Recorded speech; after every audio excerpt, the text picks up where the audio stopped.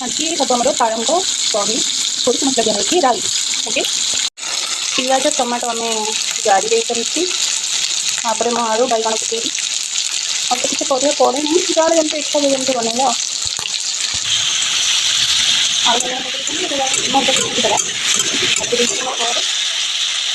ପରେ ମସଲା ପକେଇବା। ଓକେ, ଏତିକି ହିଁ ଭାଜିବ, ଆଉ ଅଧିକ ଭାଜିବା ଦରକାର ନାହିଁ। ଏତିକି ଭାଜିବ, ତାପରେ ମସଲା ଦେବ ହେଲା।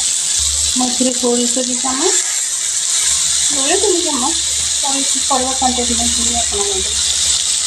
ସୋରିଷ, ରସୁଣ, କଞ୍ଚା ଲଙ୍କା ବାଟିଛି, ଶୁଖିଲା ଲଙ୍କା ମୁଁ ବାଟେନି। ଲଙ୍କାଗୁଣ୍ଡ ବିଲକୁଲ ବି ୟୁଜ୍ କରୁନି, ଆପଣ ଦେଖିକି ଯାହା କରିବେ ଆଉ।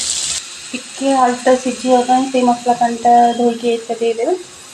ଆଉ କିଛି କାମଝାମ ନାହିଁ, ତାକୁ ଘୋଡ଼େଇ ଦେବି। ସିଝିଗଲା ପରେ ଟିକେ ଭଲସେ କଷିଦେବି। କଷି ଦେଇ ସାରିଲା ପରେ ଶାଗ ପକାଇବି।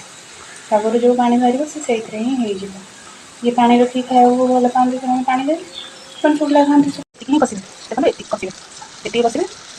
ତାପରେ ଆମେ ଶାଗ ପକାଇବା ଏଥିରେ ହେଲା। ଆଗେ ଏଇ ଯେଉଁ ଏଗୁଡ଼ା ପକାଇଦେବେ, ଆଉ ତାପରେ ଶାଗ ପକାଇବେ ହେଲା। ଦେଖନ୍ତୁ ଏବେ ଶାଗ ପଡ଼ିବ। ଓକେ,